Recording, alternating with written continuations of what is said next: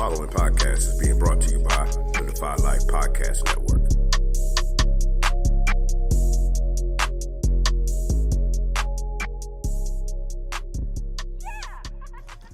This week on the Defy Life Podcast, the guys discuss some offensive linemen in the NFL draft, offensive tackles and centers and guards. We also discuss, since we missed it last week, the 17-game season just approved by the NFL. They also talk about the Sam Darnold trade and what that means for Teddy Bridgewater. And as always, they answer a listener question and wrap things up with a round of trivia. All that and more. Let's get it. Yeah, that's what it is. I guess we gotta do it then. You alright? Chill. Cool. Money. West Coast. Let's get it. Strap in, let's take a ride. Oh yeah, it's about that time, right? Been waiting all week to get to this. It's finally time to defy life. Let's chop it up. Keep it real, no other way. That's what we do. We might disagree, but it's all love. Guarantee we gon' speak the truth. Yeah, this hit different. My guys with me, now who's with us? Stick around for a few minutes. It's contagious. You'll get it. You downloaded the realest. Don't feel us, forget out. You not rocking with Defy Life, then what's your life about? This ain't Defy Life. Told you. This is the Shy Life. I'm gonna let this ride out though.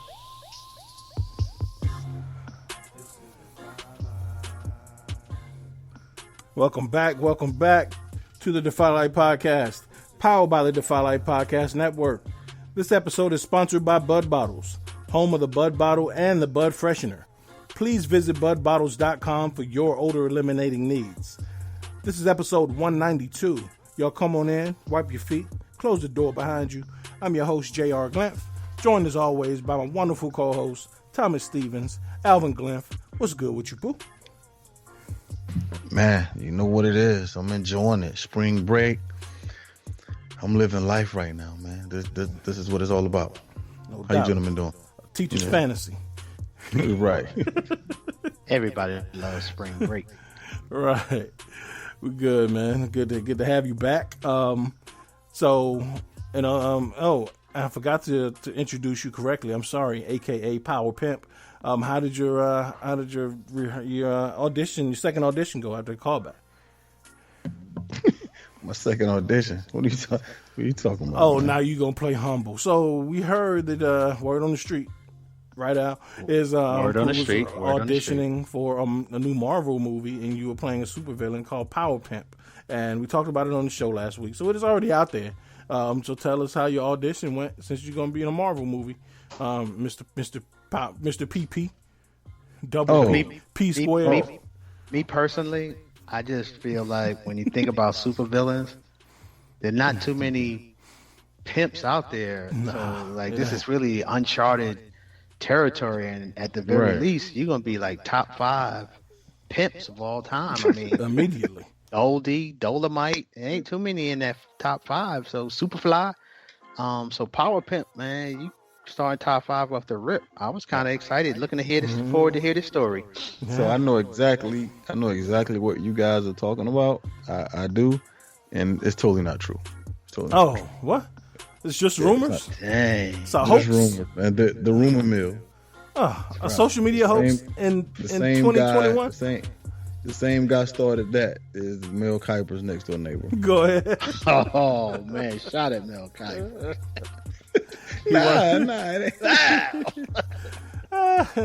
He wanted Stephen A. Smith sources, huh? Right. Oh, man. Well, long live Power Pimp. It's fun while it lasted. Well, What a good idea. Yeah, well, just to let you know, you miss another show. Power Pimp coming back. We just let you know. So, Power Pimp's only dead for now. The demise of Power Pimp has been greatly over-exaggerated, because he'll be back. Oh, man. Al, what's good with you? Man. Well, I feel a little better that Pooh's not going to be the next Power Pimp. Something about that just kind of makes me feel a little better about our show. So that's good to hear. But nah, seriously, I'm doing good, man. Feeling good. It's great to be on this show always and to do this one more again. So good to be here. No doubt, man. It's good to had a band back together, and Let's do this thing, man. Like always, we got a little house cleaning to do before we get into the meat of the show. So I just want to shout out all our patrons. Thank you for your contributions to the network. And we do this for you and because of you. People always ask, what's the best way to support the network? Go to patreon.com/GoDefyLife and you can become a patron. You can help us support the growth, support our growth, allow us to host events, and continue to work in our communities. For less than your favorite fast food combo, you can support Defy Life. Again, that is patreon.com/GoDefyLife.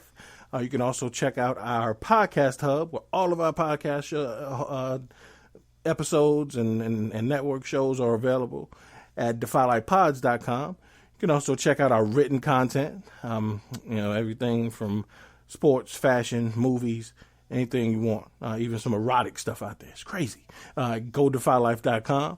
And for our branded apparel, check us out at DefyLifeGear.com, as well as at Cola Kicks in Columbia, South Carolina. Al, did I cover everything?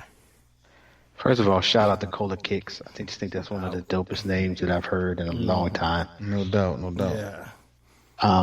So yes, my cousin, like a Larry Allen pancake block. Legendary, strictly legendary. Damn. You sure know how to make a brother feel good about himself. Yes, sir. I'm gonna aim high when I come with my references now. Right. I ain't coming with somebody that used to play. No. We going Hall of Fame stuff. Right, yeah. Man, put me up there with Larry Allen. Larry Allen.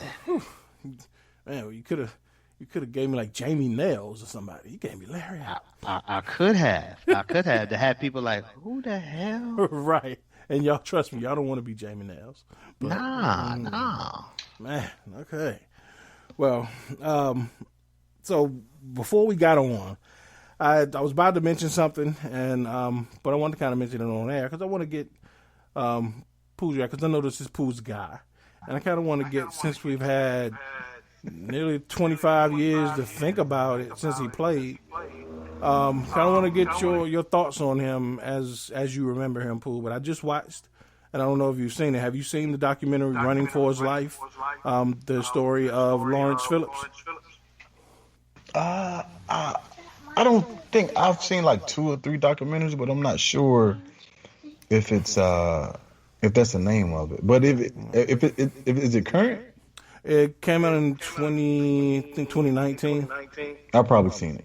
Yeah, I've probably seen it. Yeah. It was on Showtime when this thing. But this is the first one I've seen that kind of ran the gamut and covered his entire life. The other one I saw was before he passed. Okay. So, I've seen this one. So I know there are, at the time, Lawrence Phillips was one of the more, of course, everything off the field. But I'm saying on the field is what I want to concentrate on, because me and you have had our share of disagreements on players, like most friends do, that love sports. And he was one of our more polarizing players that we've had, several arguments on how good they're going to be when they get to the league, all that stuff. In the same realm of, Reggie Bush, Kenyon Martin, we've had different opinions on players. What's your memory of Lawrence Phillips as a player? So you want me to give my memory as a pro or collegiate? Both. Yeah. What were your thoughts on him as a pro, and then as he moved on as a professional? If that thought changed, and if you thought his game translated well, and it was just derailed by off the field stuff, I want you to tell me your entire feelings on him. And it's kind of apropos because the anniversary of his death is April 11th, so we're about a week away from that. Okay, and of course, as a collegiate, I just thought he had everything, and I guess the most memorable moment I have is Lawrence being suspended, and first let me retract. So it's 4 games into the season, and Lawrence Phillips had about 986 yards rushing. Let me go back to that before he got suspended. For I think knocking a young lady down the steps or something like that in Lincoln. So something like that happened. So this sorry. this will tell you if you've seen this documentary. And the fact that you stated it that way probably means you haven't. Did you know what happened with that story? Now, what they happened? tell that entire story. So apparently, the girl he was dating was told to stay away from him. And so she started dating the quarterback, who's now the head coach in Nebraska. What's his name? Scott. I remember though. I seen. I remember what happened. Okay. Scott Frost. Scott Frost. She started dating Scott Frost, and he caught her sleeping at Scott Frost's house one night, and went in there and drug her down the steps. Knocked on the door. They didn't come to the door, and they were on, I guess, second, third floor. He scaled the balconies and went through the slide door, the porch door. The balcony door. Went in because it was unlocked and grabbed her and dragged her down the steps. So that's what happened. But go ahead. So I remember now. I do remember. I seen it. Okay, so I just remembered it was a national championship game, and Nebraska, man, they're playing flat, and they're playing the Gators, right? Yeah. And they just really couldn't get going. The Gators had really taken control of the game, and I think LP was out for the first quarter, or it may have been the first half, or something of that nature. So he gets in the game, and like I said, I think first quarter, and I think Nebraska's down like 7 or 9 or 10, something of that nature. And like I said, they were just playing flat. They couldn't move the ball. The backs that they thought they had, that they just really couldn't do anything. And it ain't like they had a bunch of bombs. Amon Green was just back. Amon Green was there, right? Right. Amon Green was there, and they really just couldn't move it on Florida speed. So man, as soon as LP gets into the game, it was a run off right, the option, they pitch it. He shakes a guy, stiff arms a guy, dips into another guy straight down the field for like 65 yards. And at that point, the game changed, and the rest is history, man. The Corn Huskers win another one. But that's like my most memorable moment of Lawrence Phillips in Nebraska. So going into the league, I figured he was going to be a really, really good back. But I knew that the off the field troubles may come up and rear their ugly head. But like I thought he was past it. I really did, because the family was counting on him. I remember about his childhood. What did they say? His mother or someone gave up on him, and he just didn't have anyone. He was living with coaches, like a bunch of different things like that. Right. So, like, he was all he had. So I just figured that he would be able to turn it around. But I think a comment in that story, Jay, they was like, well, even though he was, Lawrence Phillip and speed and fast and quickness, he just wasn't able to outrun his demons. So. I think his rookie year, man, didn't he rush for like 1,000 yards or 900 yards or something like that? No, only 678. 600. So the second year. Second year is when he was close to 1,000, and they ended up cutting him because he got in trouble. In trouble. Then he went to the Niners, and that was the Niners he went to next, right? Miami. Okay. I thought he was going to turn it around, but it's like potential never fulfilled for Lawrence Phillips, because he had it all, man. Speed, agility, quickness, power, vision. He had it all. Even though Jay used to talk about his legs being skinny, I really like Lawrence Phillips. He's the reason why I wore the number 1 in high school. But that and we didn't have 28 for Marshall Faulk. Right. So it's a combination of both. But I really like LP as a definitely a collegiate player. Yeah.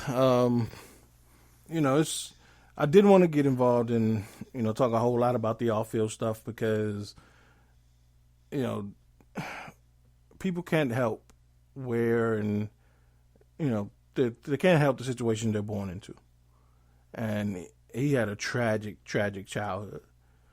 And some people can't, like you just said, some people can't escape that, and it follows them for the rest of their life. So I'm not here to judge. And back then we were only talking about him as a football player, and like you said, just thought he had skinny legs. I thought he was built like a dude in prison, like he skipped leg day every day.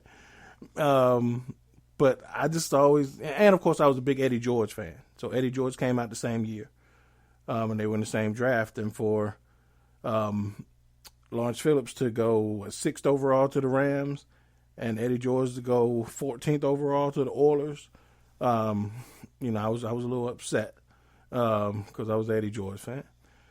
And, I just thought Lawrence Phillips ran too high. I thought his feet stopped on contact. All the technical stuff that you weren't worried about. You just worried about he was number one. Nah. But looking back, having the opportunity to look at this documentary and see highlights of him, I can see it's not as crazy to me as I thought it was back then. Why people thought he was so good, and because he had sweet feet. His feet were nice. I still think he ran too high, and his feet stopped on contact. He was kind of a precursor to Darren McFadden to me. But see, I'll take a shot at both of y'all at one time. But now I'm just kidding. But just really interesting, man. And it's always, I wanted to bring this up because we are in the middle of talking about draft stuff, and it'd probably be hilarious if we went back last year, the year before, to talk about the things we said about certain prospects, and like we know. And to go on anybody that's talking about the draft before it happens, like we know, and to say that somebody's wrong before, it's all just speculation. Especially since chances are we, the people who are like having our opinions, sharing our opinions, know so much less than the people who are getting paid to make these choices. Right. And I think that's the part that is most interesting, is when you look back and you understand the choices you can assume they did their due diligence. And I guess that's all of this is just a tragic story all the way around. And to really think about how talented he was, all you really have to really look at is how much trouble people overlooked. And that's how talented he was, because he was so talented that people was really overlooking what would have got other people crossed off the list for. Right. And that's how talented that dude was, because for the Rams to draft him number 6, knowing, and I think it's a really good assumption, they knew if they did any type of research what happened in Nebraska, right, and they still picked this guy, it's because they thought this dude was extremely special. Right. Yeah, and it's funny you say that, because Dick Vermeil speaks on the documentary, and just how, for one, the fact that he got those opportunities, and that Dick Vermeil was willing to still go to bat for him, and the fact that he got him personally chances with 2 Hall of Fame coaches. So the next opportunity was in Miami. He called Jimmy Johnson, look, I know I can't have him here, but he's a good guy. He deserves a second chance. Take him. Jimmy took him without question. 2 weeks later, Jimmy cut him because he got in trouble again. The following year, he went to the World League, the Barcelona Dragons, and was he went off. And the MVP of the league. Right. Best I've ever seen him look. He dropped weight, and he was fastest man on the field. Like he was LP again. Yeah. Right. Yeah. And Dick Vermeil called Bill Walsh and told him to give him a shot. Bill Walsh listened, took him without a doubt. And he came into San Francisco, made plays. The thing that kind of soured people on him what started it was, I don't know if y'all remember the big hit that Steve Young took from Aeneas Williams. It caused a concussion, was kind of the beginning of the end for Steve Young. I remember that shot. Lawrence Phillips missed that block. He missed that assignment, and that's where it started. And then just his erratic behavior, just one thing after another, they ended up cutting him. But I had to say, like you said, he's so damn talented. He kept getting these shots, and he kept getting shots with coaches who had stuff to lose. So it ain't like it was just expansion teams or first year coaches. Like legitimate Hall of Fame coaches and successful organizations were giving him opportunities because he was so talented and they saw something in him. Yeah, and I do want to say, man, I was going out to bars and just all type of places to see those Barcelona games. So I think he was the Flame. I can't remember the name of the team. Barcelona Dragons. The Dragons. Yeah, man, he was awesome. But to be drafted, 6 overall to the Ram, I'm thinking there's no way that he could have got a good score on his psych test. No, absolutely not. It's hard for me to believe that they took him that high at 6, and like you guys said, that just speak bold to his talent. But his psych test couldn't have went well. Nah. He should have There's no way that he should have been on meds and the whole nine. Right, and that was and as much he's as just we talk trauma about, filled. Right, and as much as we talk about now how the NFL ignores and overlooks mental illness in its players, back then it was even worse. Like they didn't even acknowledge it. Like they refused to acknowledge it. Right. But I know we want to talk a lot about his off-field stuff, but like he missed the entire 5th grade because his mama just didn't want to deal with him. And when I say missed the entire 5th grade, didn't go to one day of school and didn't live at home. He slept in cars at friends' houses. His mom just didn't want to deal with him, so he missed a year of school. Right. So that's like where it started. One of his mom's boyfriends didn't like him, just pushed him on the ground, stepped on his back, and with his foot in his back, peed all over him. Like, that's the kind of stuff this dude went through. And if you don't think that follows you through life, you're highly mistaken. Right. No, I got this training on trauma, man, and he just, like they said, a normal person probably has about as a child, they call it ACEs, and there's just trauma-filled instances. Mm-hmm. So, but by the time you're 0 to probably 10 years old, they equivalent to an average person to maybe have 6 to 10, extreme trauma. And just like you said, I just remember watching this story, man. He probably had about 38 to 40, probably by the time he was 8 years old. Right. And that it's just hard to what it does to a person, the trauma, and it's just like a crapshoot.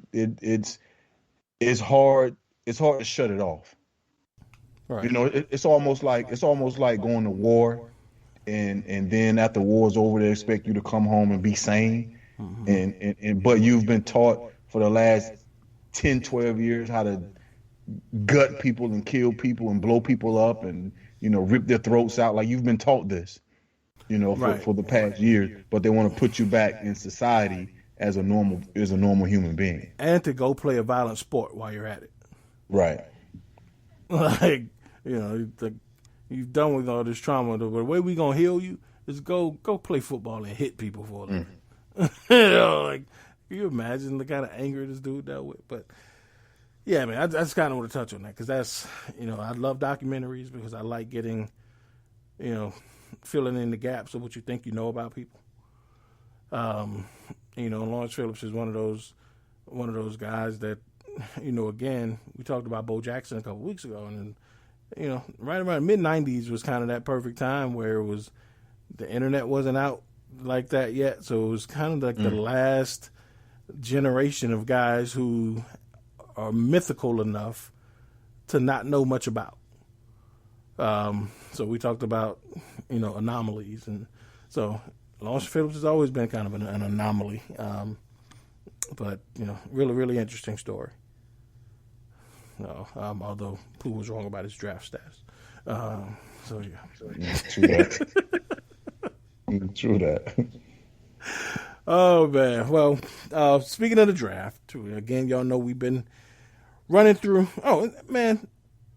First off, do y'all realize how loaded this 19? Lawrence Phillips came out in the 1996 draft, and we always talking about how half these guys ain't gonna be in the league in 5 years because that's statistically true.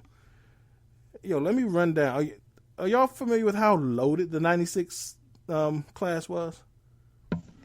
I'm not. Oh my God. Okay. So I was going to run through you starting at pick 1. I'm going to run down the first round and then some notable names in other rounds. Okay. And number 1, do y'all remember who the first pick was? 96, number 1, the year with Eddie George, LP. I'm not sure who. Keyshawn Johnson. Okay, I was just about to say what position? Okay, right. Keyshawn. Okay. So yeah, first of all, the fact that a wide receiver was taken number 1 shows you how good Keyshawn was in college. Because that shit never happens. But Keyshawn was number 1. Kevin Hardy was 2. Simeon Rice was 3, and which is crazy because they were bookends and college teammates. So imagine both of those dudes coming after your quarterback in college. Jonathan Ogden at 4. And one of the first busts on this list is Cedric Jones for the Giants, defensive end from Oklahoma. I remember him. Then Lawrence Phillips at 6, Terry Glenn at 7, Tim Biakabatuka at 8. I remember him. Ricky Dudley. Man, I forgot about Ricky Dudley. A tight end from Ohio State. You remember him, Al? Oh, yeah. I think he played with the Raiders. The Raiders, yep. Willie Anderson at 10. Alex Molden at 11. Reagan Upshaw at 12. 2 other solid players. Walt Harris, another solid player. Eddie George, another solid player. John Mobley, another good one. Dwayne Clemens, bust. Reggie Brown, bust. Eddie Kennison, solid. Marvin Harrison, Hall of Famer. Darryl Gardner, Pete Kendall, not very good. Marcus Jones, not very good. Jeff Harding's a very good center. Eric Moles, very good receiver. Jermaine Mayberry, terrible. Ray Lewis, Hall of Famer. Oh, yeah. Ray Lewis is 26th. It's crazy. John Michaels, terrible. Jerome Woods, terrible. Jermaine Stevens, Pittsburgh Steelers, worst pick ever. Andre Johnson from Big Play Dre? No, Big Play. That's what I was about to say. Not that Dre. Okay. Andre Johnson, offensive tackle from Penn State, was drafted 30th. I do not know who that is. Alex Van Dyke went to the Jets. You remember him, Al? Wide receiver? No. I don't either.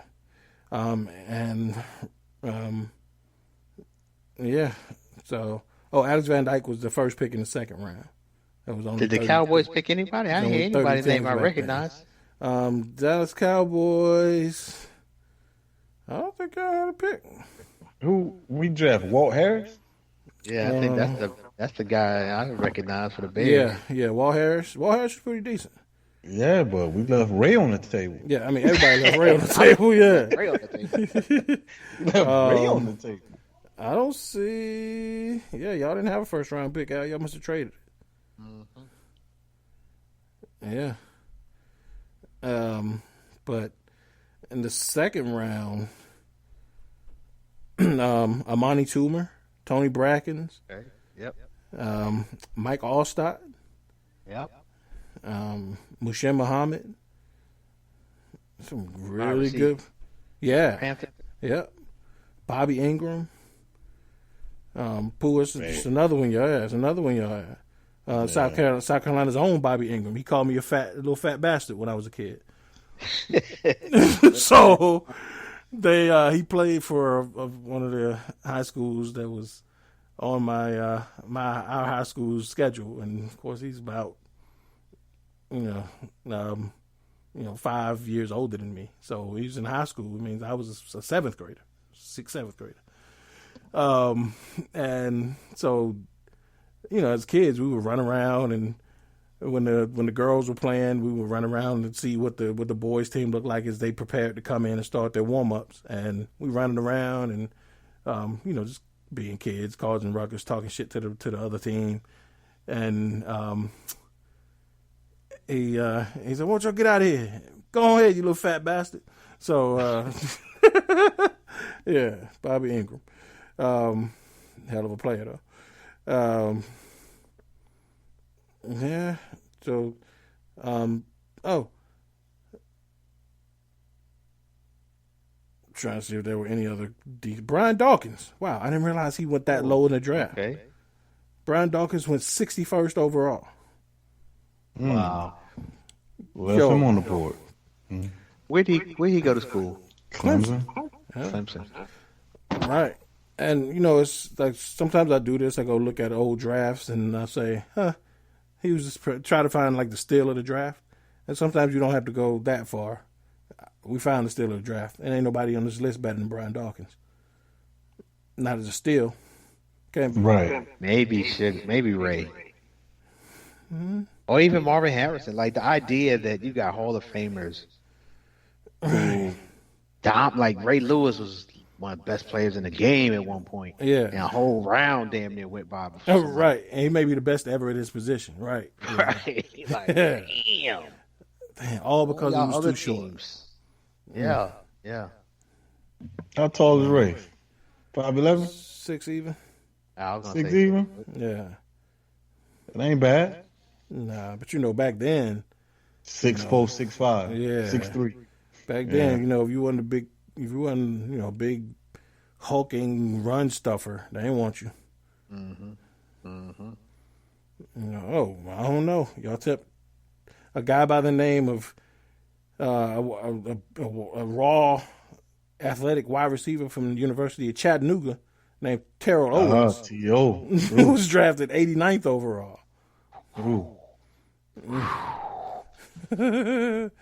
this is not an exact science, y'all. It is not. It's crazy. That was a great draft, though. Just It was. top 3 rounds. That's Shit. where you done named 7 Hall of Famers? Right. Stephen Davis was in the 4th round. Wow. Running back. Yeah. I'm gonna see if I can find the lowest drafted star. Because so far, guy by the name of Joe Horn was drafted 135th overall. Okay. It's pretty solid. Still can't touch T.O. though.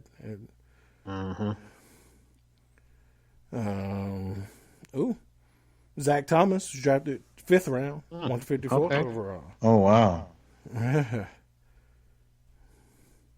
Jesus. Leroy Glover was drafted in the 5th round, 166th overall. Damn good pick. Leroy. Leroy. He was a beast. He was nasty. That's got to be it. It can't be nobody else that good on this. I'm in the 6th round. There's no way. Right. I mean, it's only so often. You only get so many Tom Brady's and Antonio Browns. Funny, I remember a lot of these names, though.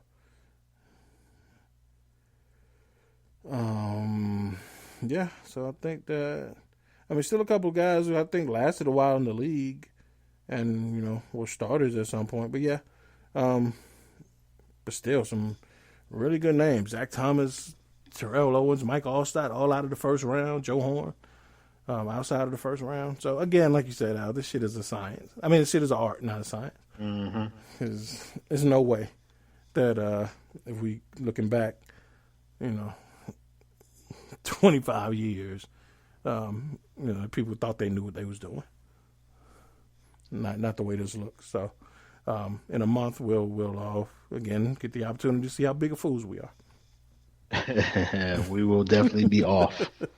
Count on it. Count on it. True. So Al, again, this is a really deep class for offensive tackles, but I know people don't like talking about offensive linemen. So give me we'll just go top 3. Top 3 offensive tackles, and then give me a sleeper. So I think the top 3 is pretty easy for me to come up with. Panay out of Oregon. Slater would be my number 2, and Darrishaw would be my number 3. So I just think all tackles, all got the technique, got the athleticism, and I just think the type of power you want from a left tackle or just a top lineman on your line. So those are my top three that I'm looking at as going to go to top. Yeah, first three that's going to be picked. So I feel like I don't. So I just saw this dude, and I can't think of who it was, but he's my sleeper. Although he's getting a lot of pub, I don't think it's one of the three guys I mentioned. But there's a clip of somebody finishing a block all the way out to the sidelines, and I wish I had got this cat's name, but it's like he starts blocking this guy, and just like it's a sled that he's pushing, and he pushed this guy like 5 yards off the field. And I really need to find out who this guy is, but whoever that guy, that's my sleeper. Okay. Because that's the type of domination on a given play that I'm looking for in alignment. So while I'm going to try to find out who that guy is, because if you haven't seen this clip, it is just, for you guys who love football, it is just one of the best clips to watch, because this guy literally is like, you can see him trying to stop the block, like he really feels like he's about to get thrown off the field. He's trying to avoid it, but it's kind of like your parent grabbing you and just taking you to somewhere else. Like, where we going? Where? Somewhere else. We going over there. You have nothing to say about it. And he just pushed that cat right off the field. So I'm going to do some looking to see who that cat is. Okay. That's my sleeper, though. That, ladies and gentlemen, is what we call getting thrown out the club. Straight like that. Yeah. Bye. Yeah, find that dude. All right. Pooh, give me your top three and your sleeper. And stop Allen. I'm definitely doing it. I'm on the same lines with Al with Panay, being pretty much the head honcho. So I have Panay, then I have Slater, Rashawn Slater out of Northwestern, and my next guy is definitely. Hold up, I got my list right here. Christian Darrisaw from out of Tech. Yep. So those are my top three, and my sleeper. Man, I looked at the kid from Oklahoma State. I had the kid penting up from Michigan, but yeah. But I'm gonna go with the sleeper, and we never get any hoopla, from our linemen. But Jackson Carmen, he been a mainstay for us for a while, and he's been extremely solid on the O line. So I'm gonna go with that. I'm gonna go with that kid as a sleeper. Okay. Yeah, it may not go too early, but yeah, he's gonna be a very good pro. Yeah. Another guy who still is a bit interested in him, so I keep an eye on. All right, Al, you find that monster? I'm looking. All right. So, Pooh, we'll stay with you on interior guys. So guards / centers. We'll just say anybody that sticks out to you. I know there's the guy from Oklahoma, the guy from Alabama. There's a few good ones. The guy from Georgia. There's a few good ones. Who's your favorite center / guard in this class? Let me go back to my list, brother. Definitely, it's hard to, man, when you got kids coming out of Bama and I mean they pretty known for doing their thing out there in the SEC, and we know Wisconsin, and those guys that like to maul people. It's hard to turn your back on any of those guys. Let me get to my reference though. I had clicked off. I didn't know you was gonna go back to back with me. Okay, here I go. And I'm also referencing Mr. Halil from this website. No doubt. Defy Life.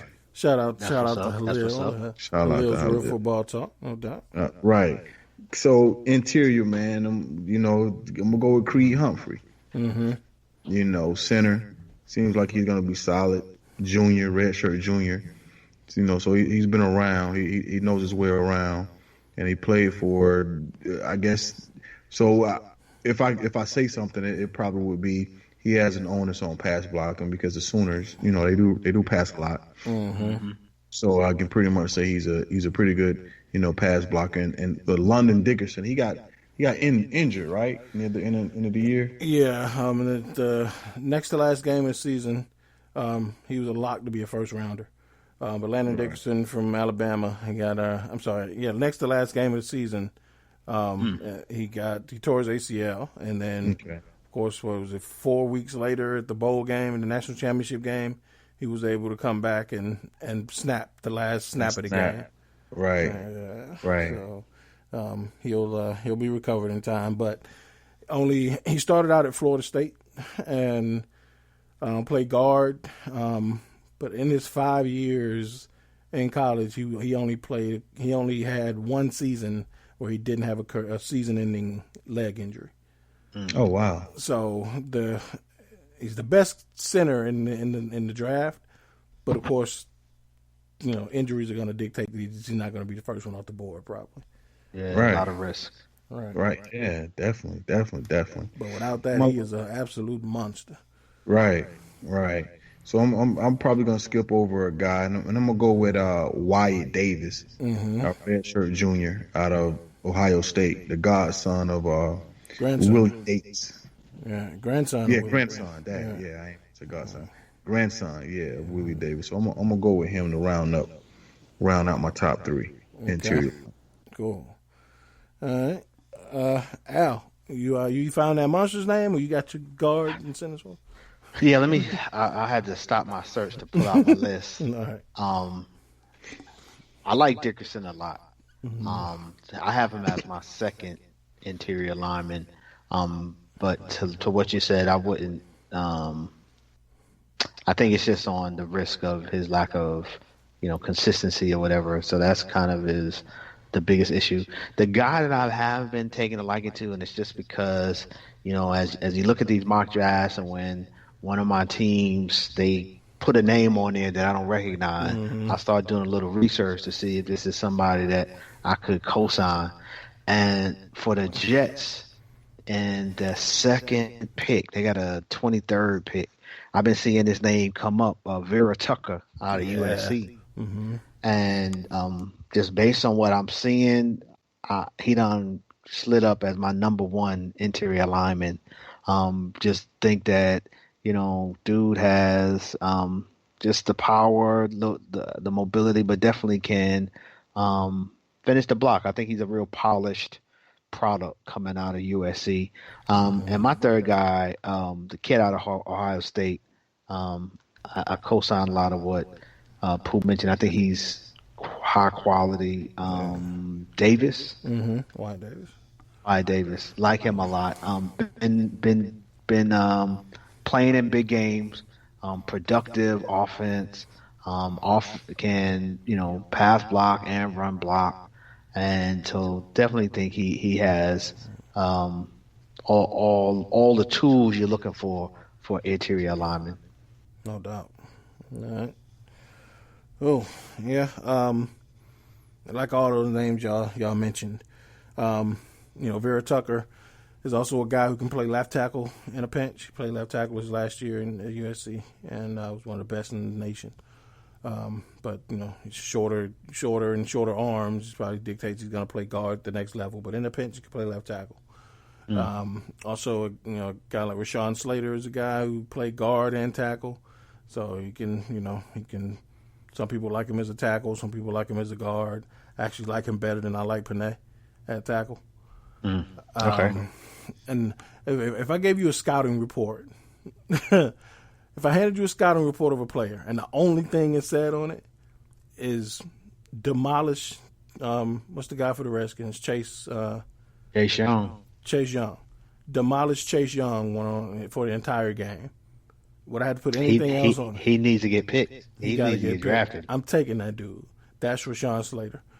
Yo, when I tell you, he absolutely made Chase Young disappear.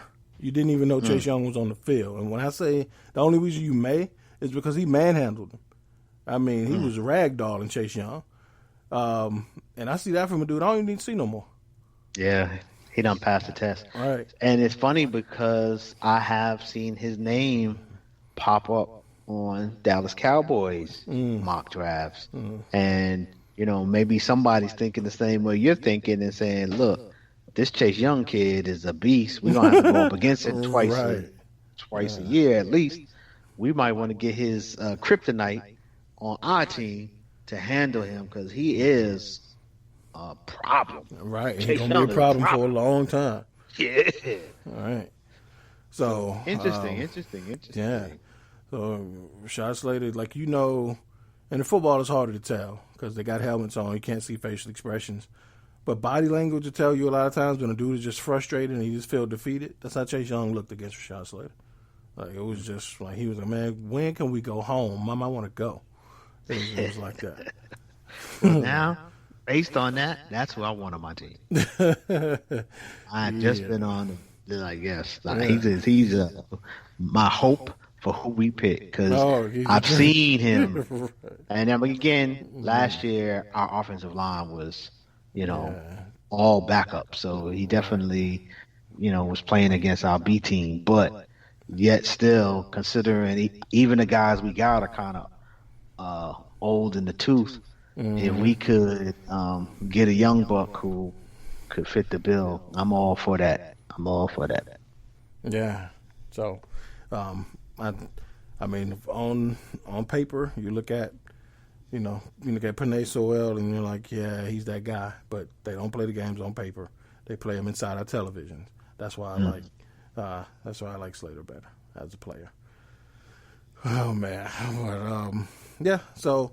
Again, we know we ain't gonna bore y'all to death talking about offensive line because I can talk about offensive line play all day, but we ain't gonna do that to you. But next week we're gonna jump into the defense, and Lincoln's gonna join us next week. Hey, yeah, for a segment. He wants to talk about some pass rushes. Okay. Yeah. So this will be his first appearance on the show since he was about 6 months old. He was crying on the episodes. Of my old show, so he said he wants to join us. So he was going to join us tonight. Yeah, he was going to join us tonight, but he's feeling a little under the weather. Didn't even eat dinner, so I was like, yeah, something wrong. So yeah, so he'll be with us next week. No NBA talk tonight. For one, can we before we slide off? Can we talk about the Jets trade? Oh yes. Wrap up the draft because we just been close up that the conversation we've been having over the last few weeks. Right, and I didn't even put it in the notes. Glad you said that. Yeah, just for those who haven't, heard, the Jets did decide to move on from Sam Darnold, traded him to the Panthers. So curious to hear y'all's thought on how that helps the Panthers, and with Teddy Bridgewater, just all that. Curious to hear y'all's thoughts on that. But I think overall, I'm still, all signs are they're going to pick Zach Wilson as their number 2 pick. Definitely, I was impressed with Justin Fields, but I mean, equally as impressed with. I mean, not equally. They have different skill sets. But if we end up with Zach, which what it leads to, I'm okay with them starting to button over and let's get a new quarterback in here on a rookie contract and see what we can do. It is a shame that we seem like as the Jets we are starting over every 3 or 4 years, but the saga continues with them. And finally, hopefully, maybe we'll hit it right. But to come off with a 2nd round pick next year, I thought that was key because people were projecting 3rd round for Sam. So to get a 2nd, I can appreciate stepping off and not trying to wait to see if you get anything better than that. I can't see them getting better than a 2nd round pick. So right, yeah, and I think overall would they get a 4th rounder this year? Yeah, well, a 6th this year. 6th round this year and a 2nd and a 2nd and 4th next year. Yeah, so it's not bad. Not bad. No, not at all. Nah. Yeah, it's weird. First, y'all know I like little nuggets of, useless trivia. So if the Jets do, like they probably will, select Zach Wilson from BYU, they will be the first team in NFL draft history to take quarterbacks in the top 3 within the top 3 picks in a 4-year stretch. Wow. So, just the Jets being the Jets, they start Jets over being again. the Jets. All right. So yeah, I don't think there's.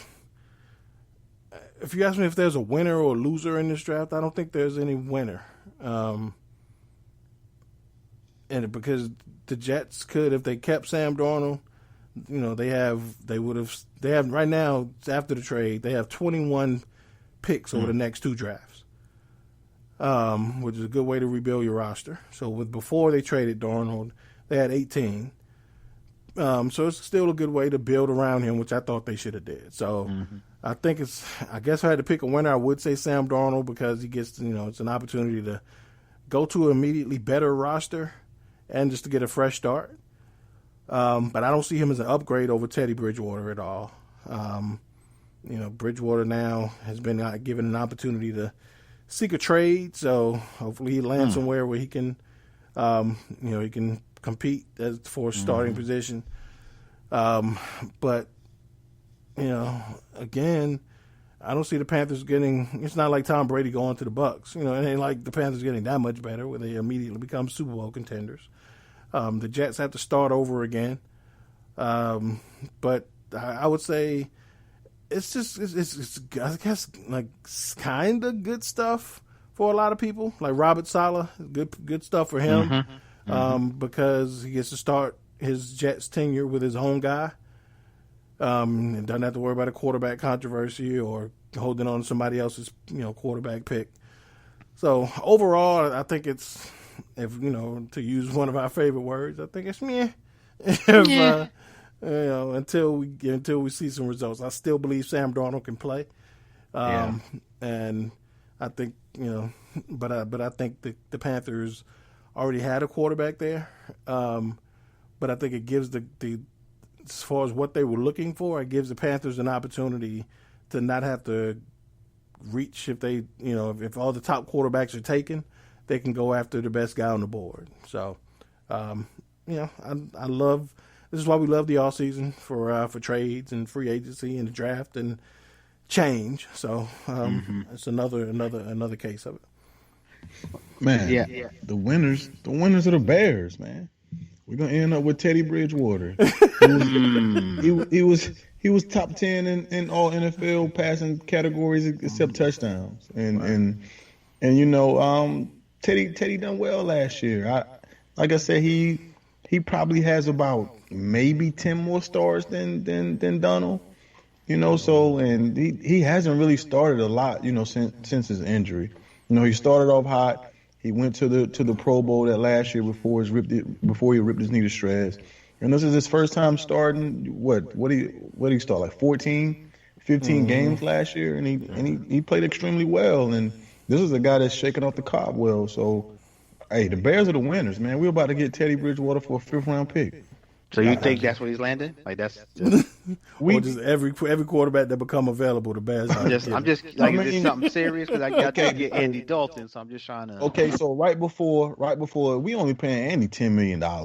So right before the deadline last year, well, in free agency, it was between the Carolina Panthers and us. So the Carolina Panthers, I think, offered him like maybe $9 million more. I think we offered him maybe 3 years, $51 million, and what the Carolinas give him 3 years for 60 or something like that. So of course he went with the more loaded deal.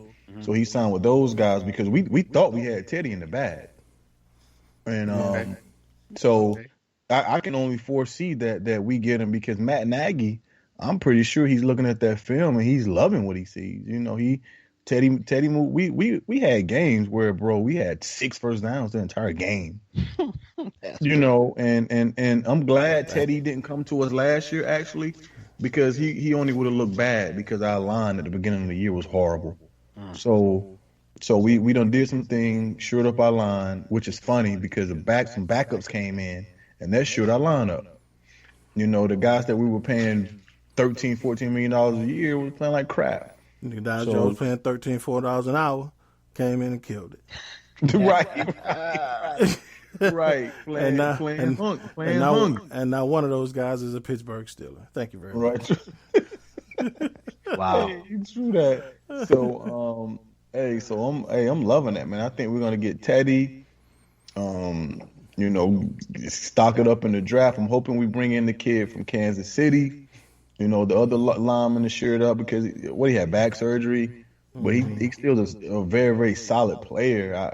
I don't know why he's still hanging out there, but I would love to scoop him, and then we can draft another need because we have a ton of need. Oh, you know what? This is not the Brad segment.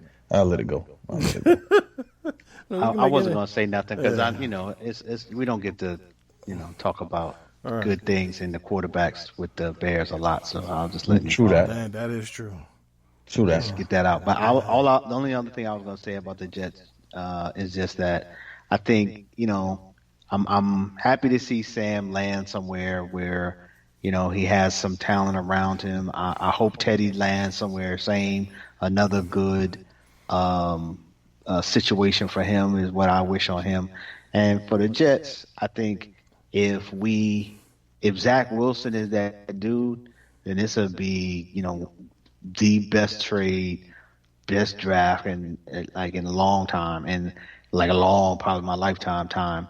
And I think it really the people who really are the winners is the GM of the Jets, Douglas, because I feel like he gets to start his rebuild clock over after getting a draft or two with Darnold, and you know what I mean. So I think he got a couple of pieces with you got Quentin Williams, Becton, Denzel Mims. So you got some players that you picked in your draft before Zach Wilson that I think really everybody's looking at it as, okay, clock starts this season going forward. And so people won't even remember the last two seasons or drafts where there was a lot of busts and people who might not have made it. Just start the whole clock over. He get the chance to say, did I say Sam Darnold? I meant Zach Wilson. My bad. I don't know. I don't even remember saying who. Do we have Sam Darnold? Right. I think y'all gonna shock the world, man, and it's not gonna be a huge shock, but I think y'all gonna take the kid from Ohio State. When the kid jumped out there and he stumbled out the. I mean, I think he's a little more raw as a passer, but he's a really, really good passer. And the kid stumbled out, and what did he run, a 4.43 or something like that, Jay? 4.46? 4.43. Yeah, 4.43. Yeah. So stumbling. Stumbling. So I think, because it's not a tremendous difference between, what Zach does in the air and what that kid can do in the air. Right. So I think that's going to push him over the hump. I think y'all going to end up going with that kid. If this was a case of what should they do, I agree with you. But from everything that we know and what I think they will do, they like we talked about, they're recruiting his family, Zach Wilson. They have had his family in for visits and wow. Yeah, so they are all in. Unless they just wasting a huge amount of resources. It's pretty much just the worst kept secret in the draft. No, you're right. So you think he's gonna end up in Atlanta? He's gonna end up home? I don't think so. I don't think the Falcons gonna take him. Actually, because right now it looks like the Falcons are off quarterback, and looks like the coach wants a quarterback. The GM, they got a new coach, new quarterback. The coach wants a quarterback. The GM wants the best, anything but a quarterback. He wants to win now. And they're also announced that they're open to trading in the fourth pick. So the Falcons go all over the place. I did see that. But I heard we was on the table for Matty Ice. I think the 49ers are going to pick. 49ers and now it comes out today that the 49ers are all in on Mac Jones. Oh, yeah. Oh, wow. Yeah. And I don't know where he go. Right. So and if you look at, where Justin Fields, you look at Atlanta, and Al, we just talked about how the Jets pick last week is where the draft is going to start, but now we know what they're going to do. So now the draft really is going to start. We know we kind of know what the Niners are going to go quarterback at 3, right? Whether it's Fields or whether it's Mac. Yeah. So the draft is going to start at 4. Mm-hmm. Mm-hmm. Right. Unless the Falcons make a trade, with somebody else. But right now, they're so wide open that that's where the draft is going to start. And you look at it, could be Justin Fields, could be Trey Lance, could be Kyle Pitts, could be. Yeah. I really like Kyle Pitts right there for Atlanta. And then the next question is like, assume they go quarterback, assume, the Falcons don't go wide receiver, which that would be crazy. The Bengals would have the opportunity to get Burrow back with Chase, kid out of LSU. They would, but then would the Bengals be crazy for not drafting Panay? Oh, yeah, absolute nuts. Absolute nuts. Yeah, maybe. You're Because, right. they took the kid out of Alabama 2 years ago. He's been hurt for 2 years. And they need a line. They signed Riley Reid to play right tackle. They don't have a left tackle. Unless they. And Jamar Chase, that's enticing. It is. And so I Especially definitely if get what you think saying. the next. Yeah. You name who that guy, that wide receiver whoever is. right. He's a monster. He's a monster. But if they can shore up that line, because they have an absolute stud at back, they have an absolute stud at quarterback, and my kid out of Clemson played extremely well. He did. He played like a number one receiver. Yeah, T. Higgins, and they still got like a Tyler. Tyler was Tyler. What's Tyler? Boyd? Tyler Boyd. Tyler Boyd. Yeah, and they still had the kid with the speed. No, John Ross left. John Ross. John Ross. He signed free agency with the Giants. Oh, he gone. Okay. Yeah. Okay. But still, it's too solid. But I feel you out. Jamar Chase. In 5 years, if you like, damn, we could have had, Jamar Chase. That's the same as saying, damn, we could have had Julio, or we could have had Odell. So you get a guy like that. But then again, when Joe Burrow is coming off an injury, you want got to protect him. So you don't want to, you don't want to look up in 5 years and Joe Burrow getting hit and beat up again, and Chase Daniels starting in week 16, and you like, damn, we could have Panay, or we could have Rashawn Slater. So what do you? That's the trials and tribulations of the draft. The conundrum. It will get interesting. And this is my thought in terms of why I thought the Niners might go Justin, as I think sometimes when you're in a division where you see something and you're like, oh, I want one of that. I feel like playing against Kyler Murray twice a year might have them thinking, I want one of them toys on my team. Right. And reach for the dynamic. Not reach as in go far, but just snatch up. Grab, Yeah. Yeah, but on the flip side, we talk about the Bengals having to play, you having to see, T.J. Watt twice a year. You got to see Myles Garrett twice a year. You got to see the Bengals, the Ravens defense twice a year. Yeah. That's when you're like, we might need to protect Joe. Joe gonna be a lump of meat by the time they finish with. Right. Especially when you're playing 17 games. What y'all think about this shit? Like, how far they gonna try to stretch the human body, man? Like, I don't get it. Yeah.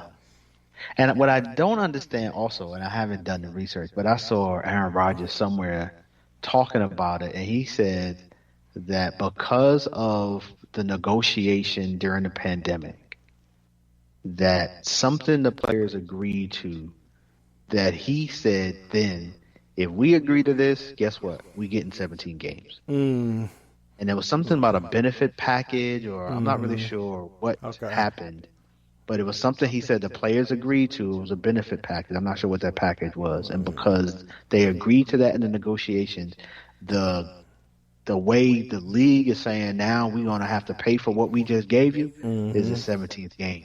Wow. And, I just, like, I was shocked. I was like, word, they doing 17 games? Right. And, granted, they did take away one preseason game, but, starters don't play in all those anyway. No. Pooh, what are your thoughts before I start rambling? Jerking the guys. If that's the case, no preseason game. If they're gonna do it like that, because we saw this year, the league wasn't murky. Starting off, it wasn't horrible. Of course, guys were getting banged up, but they always get banged up in the beginning of the year. So, if that's the case, they should have just wiped out the preseason games anyway. Mm-hmm. But I don't like the 17 games though. Nah, me neither. And I get it. People that when they league went from 14 to 16, I'm sure people didn't like it either. Or 12 to 14, I'm sure they didn't like it. But it's only so far you can stretch the limits of the human body, man. And what people are really talking about is, when games are out of hand at the end of games, teams are really going to start pulling their quarterback, pulling their stars for the last 25 snaps to try to make up for those extra snaps they're getting. So, teams are already strategizing around it. So we'll see. But overall, I don't think we like it. But like you just mentioned the way to pay for stuff, and usually the way to find the solution, the root of decisions made around that don't seem to make sense is follow the money. Oh yeah, and you follow that money, you'll see exactly why they're doing this. So, are they starting earlier? Is the season going to start earlier? No, they're going to add a week, and now they're debating whether they're going to have 2 bye weeks. So, okay. So they'll add a week at the end, and possibly 2 if they add another bye week. But they're saying, of course, that'll push the Super Bowl into like President's Day weekend or some shit. So I don't know, man. Either way, we'll be there to watch. I know we all are. Mm-hmm. So, no. So next week we'll continue to talk about the draft. We'll just jump on the defensive side of the ball. We'll talk defensive line and edge rushers. So, and again, Lincoln will join us. Lincoln's my 11-year-old son who's starting to get interested in the draft, and I think it's going to be fun to have him on and get a younger perspective. And I'm proud of the work he's putting in doing his research. Looking forward to it. Yeah. So Pooh, last week, me and Al, we kind of created our own listener question based on our previous conversation from the week before last. We were talking about concerts and the ones that we've been to. So I'll ask you the same question I asked Al last week, and he asked me in return, and then we'll kind of expand on this. But concerts, as far as concerts you've attended personally, what was your first, what was the best, and what was the worst? The first concert was it was a loaded concert at Carowinds. It was R. Kelly, Escape, and LL Cool J. Yeah, it was pretty loaded. It was at Carol. Okay. Super dope concert. All right. What was it? What was the second part? The best one. The best, probably it was. Man, it was tough to top that one. But concert, man, I just saw Jeezy a couple years back. That was my guy. But probably, I guess, during that time, during the essence of it, it would have to be Ludacris and Goody Mob. Luda and Goody Mob. Damn good one. Okay. Yeah. All right. And what was the worst concert you've ever been to? Ooh, worst. Man, let me go back to the best real quick, man. I saw R. Kelly and he was on the champ tour or something. I can't remember the greatest or something. Man, that was so dope. He had what's the kid name? Some kid with him, man. He would whatever. That's about a title with that one. R. Kelly really put on a show. But the worst, man, I don't have. I never went to a concert when it was horrible. Man, I saw T.I. too. and you know, I'm rambling now. I saw T.I. I saw the kid put that woman first. What's his name? Jaheim. Jaheim. Yeah. Oh man. Yeah. I saw Ja. Oh man. I saw Anthony Hamilton. I saw Trey Songz before he was Trey Songz. He was just Songz. But songs with braids. Right. So, man, I don't have a worse one. I guess if I just have to put and say something was the worst, I hate to say it. I don't really want to say it, but since you guys are twisting my hand, I probably would say Jaheim, but he really wasn't bad. Right. But I guess just because it was slow and there's the era of jump and hype and rapping and spitting and slow out the mouth, so I probably would say Jaheim. But Jaheim was mad dope though. Gotcha. It's just indirectly, yeah. Okay. So me and Al also started talking about before we cut ourselves off, said we'd expand on it. So Al, I'll bounce back to you on this one. What's the outside of seeing a young, old Morgan Freeman smoking a cigarette, leaning on the tree, waiting on his daughter. What's the craziest thing you've ever seen? Like something that just happened out of the blue at any concert you've been to? So I've seen people get on stage and fall off stage. Like, you know, they invite people up to dance and people are dancing and just got kind of crazy and they fell off the stage. Wow. I've seen artists forget their lyrics. And either they were too new, too drunk, not really sure what that was.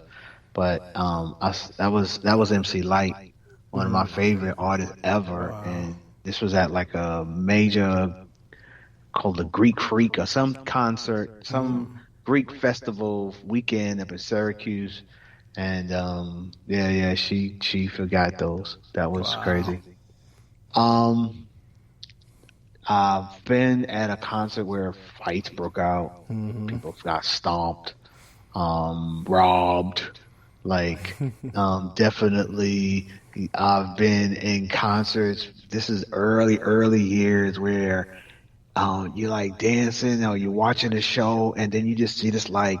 It was like a snake almost of dudes. They were like lined up and like right behind each other, and they working their way through the crowd, working their way to the crowd, and then next you know they just straight robbed this cat and stomped him, and just, that was like weird to see that. Like, am I drunk? Is that really happening? Yeah, I think those are just the craziest, like just on a bad tip. But then just on a amazing side, I've seen some amazing freestyles from, Black Thought, Common, KRS just kind of going off the top of their heads. Redman and Meth, amazing show. Wu-Tang, this is after ODB, but still, actually that was, went out there with Keon. So that was like last 4 or 5 years we was out at a concert here in Atlanta and the Wu-Tang performed. So that was dope. And then even with some of the old school artists, I mean, just some amazing venues that you can think of when it comes to singing. So, to go to, in Atlanta, they got Chastain, which is a great outdoor venue to see some amazing singers. So I've seen Mary J. Blige perform there, Nancy Wilson, Patti LaBelle, Jill Scott, saw Jill Scott perform before she was somebody, like for real. She had just her first single was released, and somebody I knew was having a promotional party for her, got me into this small room, like one room only, and it wasn't even a stage. She was really singing on the same level as all of the guests and was just up there performing. And just even then, before we had even heard her album, you were just like listening to the album in live, like, oh, this one is going to be amazing. Right. Great energy. Yeah. Those are some of the things that come off the top of my head. Just some amazing shows. It's definitely just one of my favorite things to do is to be out there live, hearing music and the energy of a crowd and the artist kind of building off of each other. No doubt. Pooh, what's the craziest thing some of the craziest things you've ever seen at a concert? And just like the average things, like Al say, hands and fighting, slamming, bottles breaking, heads falling. But I do want to shout out Jamie Foxx. I saw Jamie Foxx in concert too when he dropped his first album. He did like a Valentine's Day special down here in Columbia, man. He had this whole theatrical thing with it. It was mad, crazy dope. But probably the craziest thing I saw was the first concert, and it was Cal Wins. And Jay, I could have sworn you was there, but it was crazy, man, because R. Kelly got arrested afterwards. So he was singing and he doing his thing. Okay. And the women just like mad women just start throwing panties up on the stage. And I was like, yo, they do that for real? Like I was in awe because they doing this for real. Yeah. So they doing this for real. So at the end of the show, Kel singing, he doing his thing, and you guys remember Mad Max? It was like a futuristic movie. Oh yeah.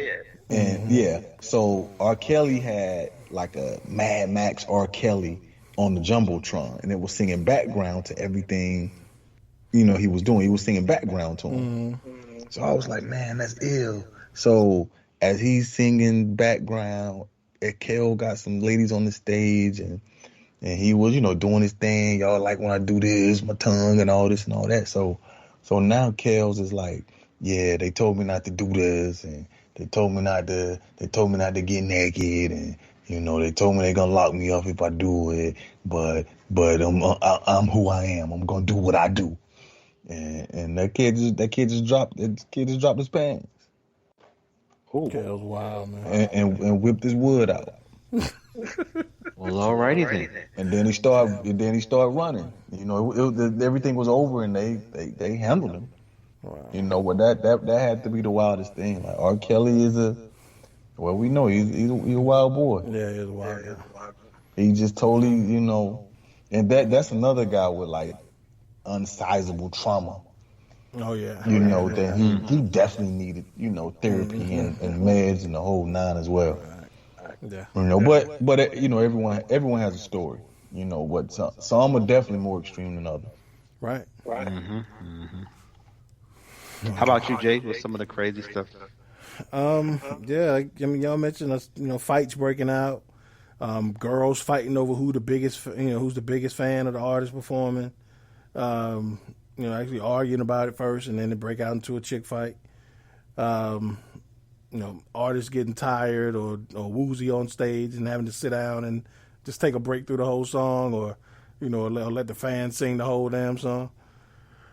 Saw Frankie Beverly and Maze and Earth, Wind and Fire in concert, and by that time, Frankie Beverly's at a point now where he don't really sing. He just talk and let the fans sing the songs. They do this. They've been doing the same show for 30 years. And this was 20 years ago. He was just getting to the point where he was kind of taking breaks through the song. So I guess it was the start of this era. I saw not necessarily a crazy thing at the time, but looking back on it, Pooh, you mentioned Young Jeezy. I actually saw Young Jeezy when he was in Boys in the Hood in the group. And with Jody Breeze when they was on Bad Boy. So looking back at it, not knowing who Jeezy would become, it's interesting now to look back on it. Horrible show, actually. Just because it was kind of in that era that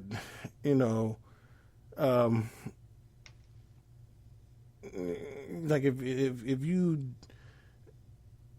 like as nice as Jeezy is, as nice as Jody Breeze is, they wasn't really saying shit. It was just about getting the crowd hyped and getting crunk. And the beat was too loud for the music. It was just not very good produced, very well produced. And then one of the things I telling Al about last week, I saw Maxwell get booed off stage before he was Maxwell. And then saw that's crazy. Like 2 years later, and it was a packed house and at a venue, in a fucking Coliseum. So you got quickly things change. Did he talk shit? No, I mean, it was a different location. So first time I saw him was at Howard's homecoming. Second time I saw him, it was in Charlotte. So it wasn't, he probably forgot about that shit. But yeah, Al, is there anybody like now still alive that you wish that you want to see in concert that you haven't seen? I've never seen Jay-Z. Would like to see him, like, if he was, I would like to see him just like kind of go crazy on his catalog and just go all in. Kind of, how about R&B side? From R&B, I've never seen NDRE, one of my favorite artists of all times. Right. Like to see her. I'd like to see Eminem. Never seen him live. J. Cole. Never seen him live. Would like to see him live. Okay. All right, Pooh. What about you? Man, I definitely would love to see M. And I wish I would have went to, because Keita and them went to go see Mary and Jay-Z a few years back up in Greensboro. You know what I'm saying? She tried to talk me to go, but I passed. But I wish I wouldn't have passed. Now looking back on it. Right. Looking back on it, I wish I would have went to go check out Jigga. And so they went down to Miami to see Beyonce. Was it Beyonce and Jay-Z, or was it just Beyonce? What was their last concert? Was it both of them? On the Run tour? That was both of them. That was both. See, and they begged me. She begged me. She was like, "Tom, are you sure you slipping?" Jay-Z, they was like, "It's nothing like Beyonce. Beyonce really puts on a show." And I was like, "Nah, I'ma chill. I ain't gonna go." Good. Right. With my ego, I ain't gonna mess with B. But in the moment, are you thinking of, man, they leaving? I'm at a house to myself. I'm right. Right, but I really slipped. I really should have went to go to both of those joints. I really slipped on that one. So those guys, and I wouldn't mind seeing B. People still hate on B. B put on a show, man. She do a thing. Yeah. I mean, the usual suspects, the Jay-Z. Oh, and the Locks. Eminem.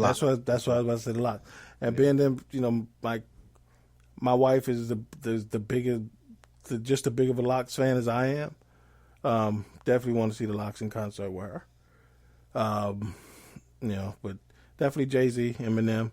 I've never seen Mary in concert, so I would love to see Mary. And like R&B side, definitely Brian McKnight. I want to see in concert. That's my guy. Yeah. So he's one of my top 3 R&B male R&B singers of all time. So I've seen Maxwell. So I would love to see Brian McKnight, and then my other one is Luther. So can't see him. But so I would love to see Brian. And that's I guess that. Pretty much it. Goody Mob, but I ain't gonna say Goody Mob in its current. If I could go back 20 years and say Goody Mob, I would say yes. But in the current state, like Goody Mob ain't Goody Mob no more.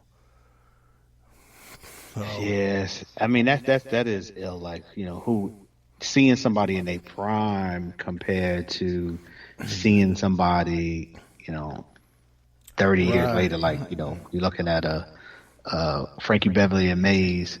At the end, very, very end of their career is very, very different than what any artist was like, in their prime. Yeah. Another just kind of something I just like to brag about, honestly, is that Stevie Wonder sang in a Mayhem, my birthday party. So, wow, that's dope. That is something that I just like to throw back out there in case someone in the world has never heard me say that before. Wow. Just want to remind folk that, I had a birthday party that Stevie Wonder actually sang at. Now, he didn't sing "Do My Invitation" or nobody that I knew personally's invitation, but that's not really the matter. Hey, he the was point there. because people left there thinking, "Yo, Stevie Wonder was at a man." All So, right. yeah. That's dope. Randy Watson sang at one of my birthday parties. I don't know if you know him, but he played Fred, the next door neighbor on the What's Going Down episode of That's My Mama. Randy Watson. I'm like, I remember Randy. He was hilarious. Not that Randy. Yeah, but that's impressive. Stevie Wonder at your birthday. That's unforgettable. And I'm glad I took a picture because, it's one of them things that people are like, please. And I'm like, hold on. You don't play me? Hold on. Let me get on Facebook. Hold on. No, right here. No, say something. They're like, oh, wow. So, have to be one of my favorite artists as well. So, that is something that I am, quick to brag about. No doubt. Yeah, that's a good brag. Oh. You ready for some trivia? I am. So today, this is the marathon of questions. So we got 20. I got 13 questions apiece. I mean, so it is traditional style where basically it's 3 categories. The first category is hot corner, and it is in relation to baseball. The next one is, let's see, that's hot corner. No, and remind me to do the baseball roundup next week. I totally forgot to put it on there. Oh, okay. Okay, so first is hot corner, 1 through 16. Then you have March Madness, Ladies March Madness, I'm sorry, which is involving female NCAA, so ladies basketball trivia. And then we have Big Man on Campus, which is this is some NFL and college related questions. So basically guys that were in the NFL, but questions that are kind of related to when they was in college. Okay. All right, Big Man on Campus, Ladies March Madness, and the Hot Corner. Okay. All right, so Pooh, you the being different point levels? Just 1 through 5, 1 through 13, and then 1 through 5. I do think in my March Madness, I'm not March Madness. Oh, and Big Man on Campus, I do have a triple pointer. So it's 1 through 5, but one of the questions is a triple point question. Okay. All right.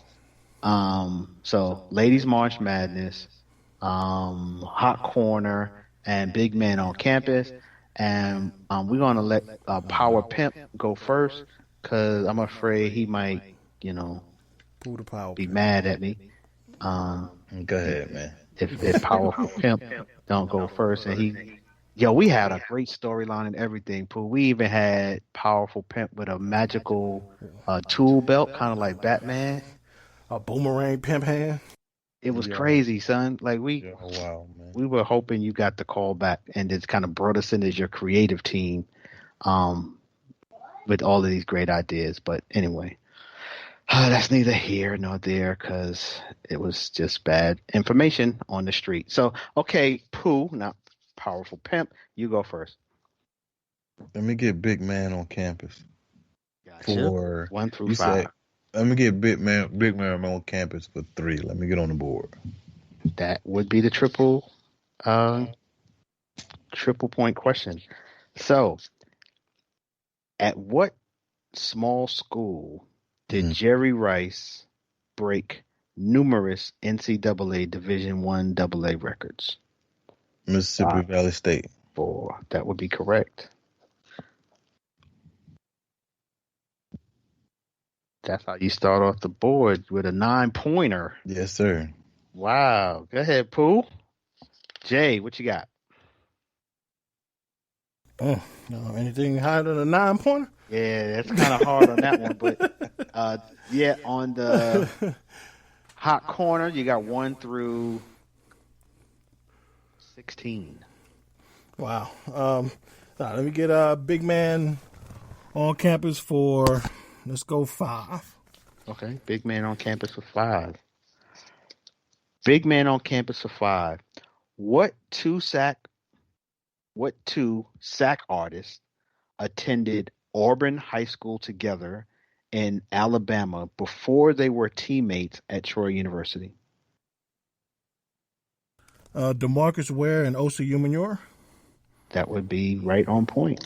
The only 2 pass rushers from Troy I know. So I hope it's right. They were high school. I did not know that. Teammates. Wow. Mm-hmm. Yeah, I didn't either. Well, Al's trivia seeks to be entertaining and educational. Right. Let me get big man on campus for the quad for the 4. Okay. Gotcha. Big man on campus for 4. Tom Brady's final game at the University of Michigan was a thriller. He threw 4 touchdowns as the Wolverines beat Alabama in overtime, 35-34, in which 2000 bowl game?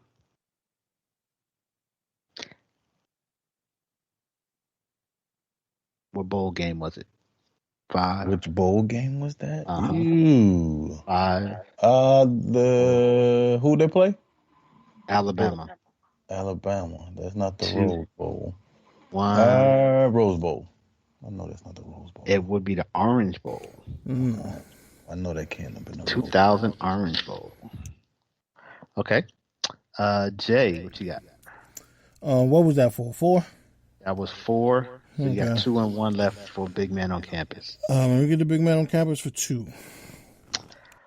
What NFL All-Pro runner was the first player in college football history at any level to have 1,000 yards rushing and 1,000 yards receiving in the same season in 1998? Marshall Faulk. Brian Westbrook. Oh wow! Wow! All right. Brian Westbrook. Okay. Which way you headed, Poop? Let me go ahead and take it on out for the 1. Big man on campus. 1 at Oklahoma State. Barry Sanders played in the same backfield with what fellow future Hall of Fame runner? Thurman Thomas. That would be Thurman Thomas. Okay, that locks down big man on campus. Next, you have hot corner 1 through 16. Good. Now we got that out there. We got the big man on campus out there. I get to take Pooh to the deep water. The deep water. Ladies March Madness and hot corner. Which way you headed? Let's go hot corner for start in the middle at 8. Okay, hot corner for 8. Okay, you can pick. Baseball has 2 stadiums that are tied for the oldest stadiums. If you give me one of them, I'll give you the 8 points. 4. Wrigley Field. 3. That is not correct. Wow. It's Boston and Detroit. Damn, I was about to say Boston. Okay. Boston. Wait a minute. So all the deep corner, all baseball questions? Hot corner. Corner, all baseball questions? Yeah, that's why I said take it to the deep water. Yeah. They're all baseball questions. Give me women's basketball. What's the name of that? Ladies March Madness. Ladies March Madness, and that goes to what? 1 through 5. Oh wow. let me get it for 5. Lady March Madness for 5. One of the WNBA's charter drawing cards, one of their original drawing cards. She was an UConn Husky that led her team to the 1995 NCAA title. Who is that woman? NCAA 95 biggest draw. Rebecca Lobo. Rebecca Lobo. That is Rebecca Lobo. She led the UConn Huskies to 1995 title, and then went on to play for the WNBA New York Liberty. Her, Lisa Leslie, and Cheryl Swoops, definitely some of the pioneer players, big marquee players coming into that time in the WNBA. So, okay, what do you get, Jake? How much was that one for? That was 5. All right, let me get the women for 4. Okay.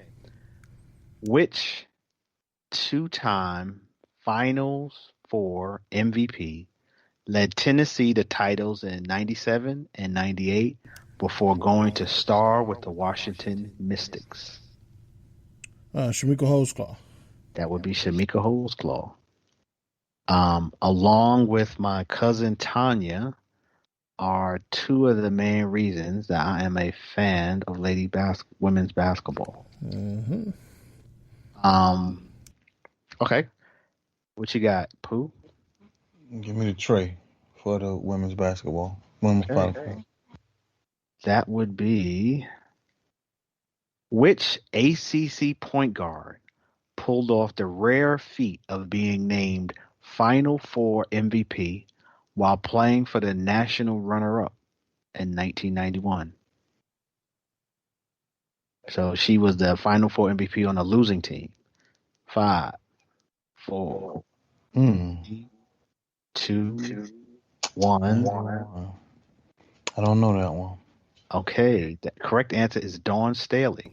Wow. Currently the coach of Lady Gamecocks. And you said she played for University of Carolina? Virginia. No. Oh, Virginia. See, that threw me back. I thought you said she played for Carolina. No. She's a coach. She's the coach. You said ACC. Yeah. ACC point guard. When you said ACC, for some reason, Just thought Tar Carolina. Heels. Yeah, Okay. the Tar Heels just popped in my head. Yeah, okay. So she won MVP, played for Virginia, lost to Tennessee in the finals in 1991. Yeah. Okay, Pooh. That's where you headed, Jake? Let me get the ladies for 2. Ladies for 2, March Madness. Ladies March Madness. Which USC standout was the first woman to win consecutive Final Four MVP honors? Lisa Leslie. No. Cheryl Miller. Damn, I was like, which one is it? Cheryl Miller, the other USC standout, led USC to the national title in 1983 and 1984. Arguably, to some, the best women's basketball player ever. Okay. Pooh, which way you headed? Let me take that.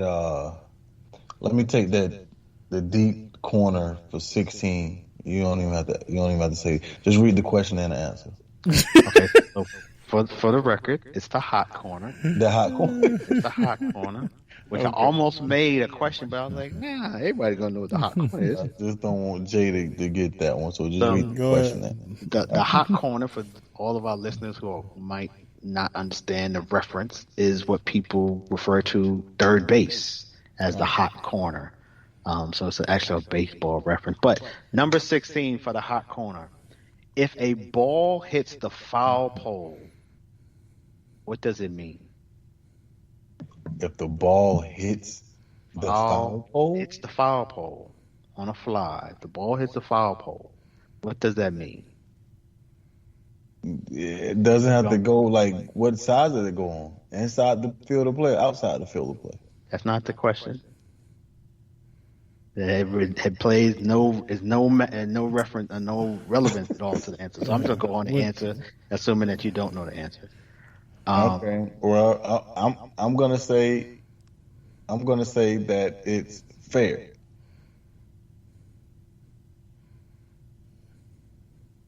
Okay, that's correct. But what does that mean, though? Right, that's really the question. What do you mean? What's it mean? I don't get it. He didn't ask if it was fair or foul. What does it mean? If it's... I mean that the ball hit the foul pole. I'm confused.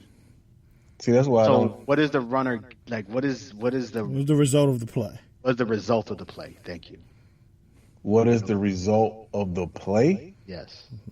If the ball hits the foul post, I guess. What do you mean? Is it a strike? What do you? Whatever. Correct. What would the umpire say? Right. What's the call? Here's the result of that play. What's the call? Oh, it's a foul ball. It's a strike. But if it's not strike 3, but he gets to play over. Okay. So no, it's a home run. Right. Oh, it's a home run? Yes, it's a home run. Oh, okay. That's why I feel better not giving you the points because you obviously didn't know the answer. But Right. I was like, Foul pole? right. So if it hits the foul pole on the fly, it's a home run. right. Because that's the same thing as a ball in the field, a play hitting the line. But since it's hitting the pole, means it's in home run territory. So it's a home run. Yeah. And see, I wasn't even thinking, I'm so far off from baseball, I wasn't even thinking the outfield. Right. I wasn't, because if I was thinking the outfield, I would have thought home run. Mm-hmm. But I don't know, for some reason, I'm thinking behind the plate.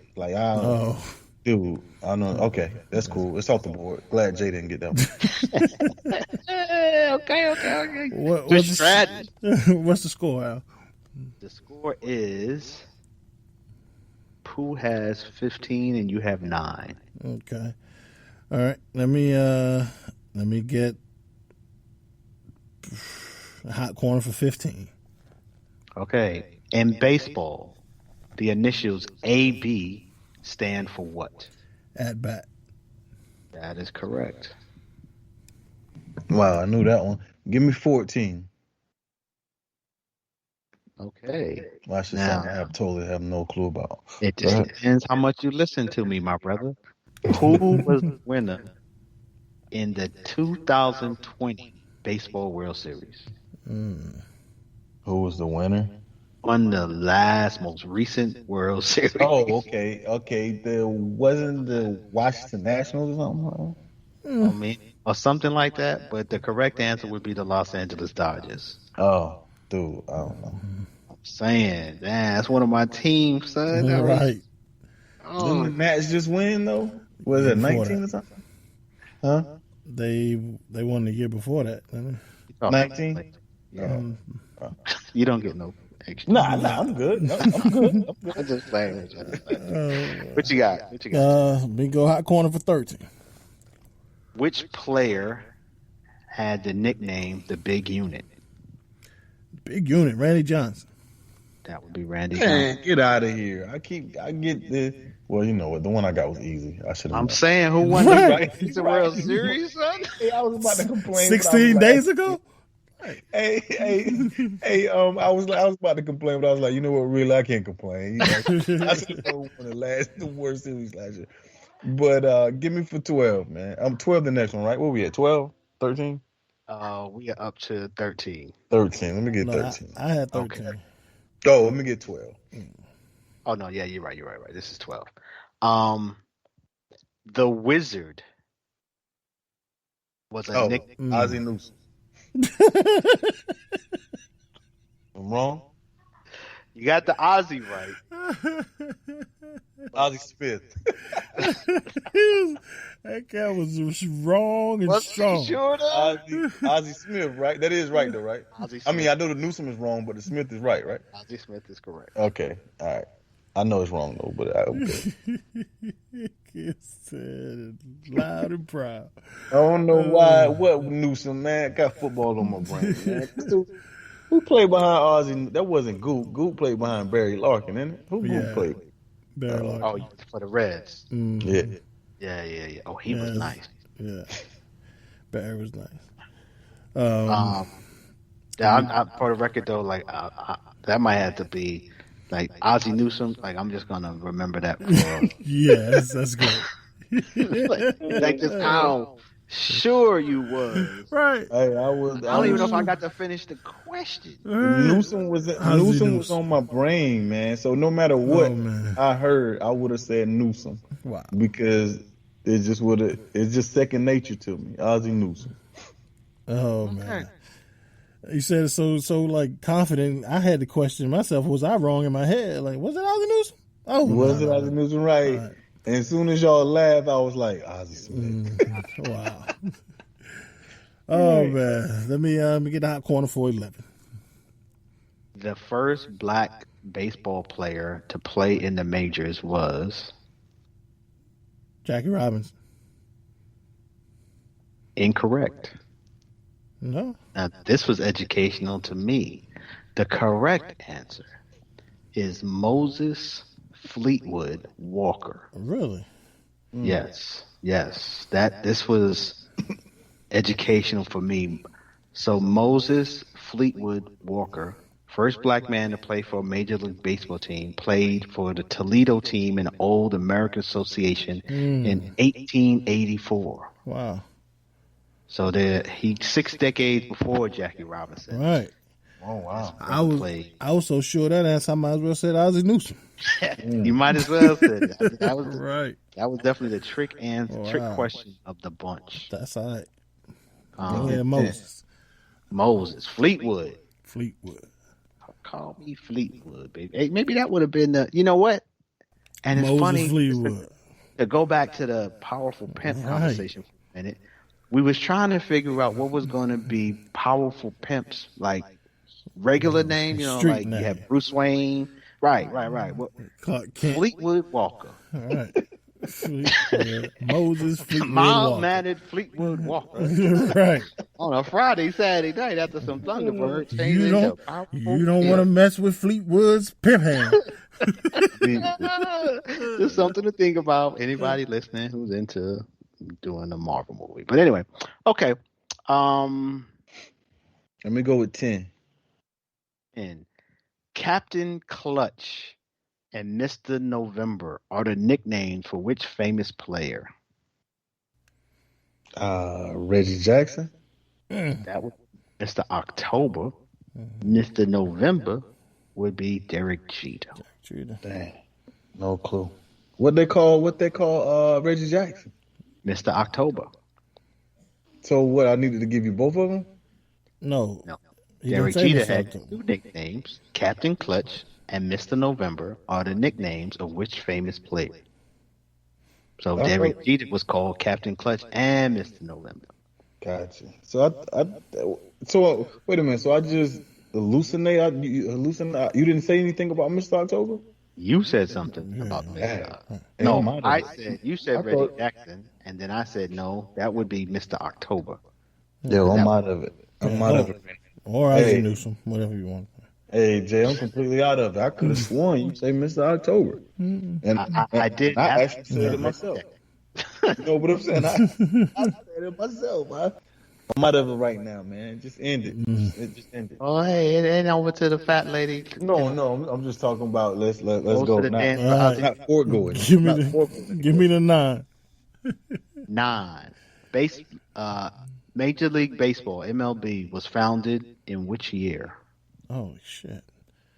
5,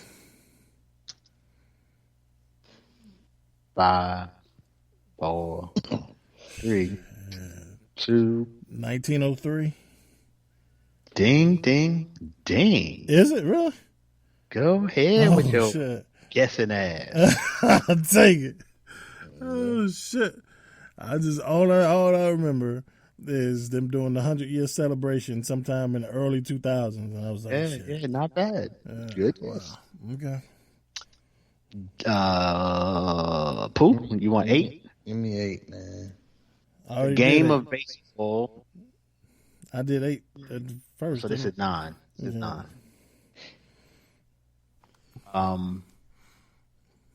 The game of baseball originated. No. Maybe. But we're just gonna keep going down. Count down. Okay. The game of baseball originated from which country? Which country? Oh, this is 7. That's why. Okay. What happened? It's 7. Because Jay did 8, so this would be 7. My bad. This is 7. Where did baseball originate from? Bro, I don't even know. I don't know. England. Okay. Blame the British, Pooh. Yeah. Blame the British. They created this boring ass game. Next, Jay, baseball's Hall of Fame is located where? And shit. 4, 3, 2, 1. Massachusetts. That's baseball. That's basketball. Spring, yeah. Baseball is in Cooperstown. Cooperstown, yeah. Yeah. I was like, Down New York. Hey, Jay, only thing I that kept did popping know- in my head was Canton. Hey. I was like, I know that ain't it. Which is crazy. I did know Cooperstown, and I don't know why. Right. I have no clue why I know that. Right. Because that's my niece name. Huh. That's why you know. That's why I know it, because I was like, Cooperstown. I know this one. Man, Damn. only thing that kept popping in my head is Canton. I was like, man, stop tripping. Right. Somewhere else. Stop. Oh, no, that's Ohio, right? That's Right. NFL. Yeah. Pooh, your next question. The only player who played in a Super Bowl and a World Series is... Super Bowl And a World Series. and a World Series. That was prime, right? Prime time. Yeah, but so what did Jordan do? He played in a playoff game all in the same day. What did he do? Oh, that might Michael Brian Jordan? Brian Jordan, Brian tight end, the tight end, Safety. He was a safety. Yeah. He was a safety. Oh. I don't know if he might have he played didn't- in the World Series for... He retired. Braves. He retired from football before the Falcons went to the Super Bowl. Right. I don't think he ever did he? played in the Super Yeah. Bowl with the Falcons on. Oh, okay. Right, because he became a full-time baseball player. Mm-hmm. He only played football like 3 young. years and then retired. Okay. Yeah. Okay. Jay, in 1998, who broke the single-season home run record? 98. Five. Mark McGuire. That would be Mark McGuire. And his supplement taking ass. Right. More than supplements, chiclets, and all kind of shit. Who holds the record for the most home runs in Major League Baseball for their career? Barry Bonds. That would be Barry Bonds. That would be Barry Bonds. And the last question for you, Jay. In total, how many teams are in the NL, the National League, and American League? Total, how many teams combined? 31. 30. Oh, it's 30. Oh, because they retracted. Didn't they retract somebody? Didn't the team get kicked out? They reduced the team a couple years ago. The Expos, somebody like that. I don't know. Oh no, the They're Expos the went to Nationals. DC. Yeah, I don't know. To the National. Yeah, I don't think they. Okay. Right, I don't think they just moved them around, changed their name, but I don't think they got any smaller. Yeah, that's, But in case y'all weren't keeping score at home, JR, you did win. yeah. We got one question left. Yeah? One in I'm out of ladies. questions, so yeah, and the ladies. Oh, you out? I'm out. What's that? I thought we had the ladies number one. Oh, that's why. Okay, nope, you're right. I do got two questions left. You're right, Pooh. Damn, Jay get another one too. Who chopping wood about that? Oh, you know what? I don't know, man. But I do have. Let me see if I got another March Madness question for you. 'Cause I don't like to, Oh yeah, I do have another one left. Okay, Pat Summitt was the head coach of which women's basketball powerhouse?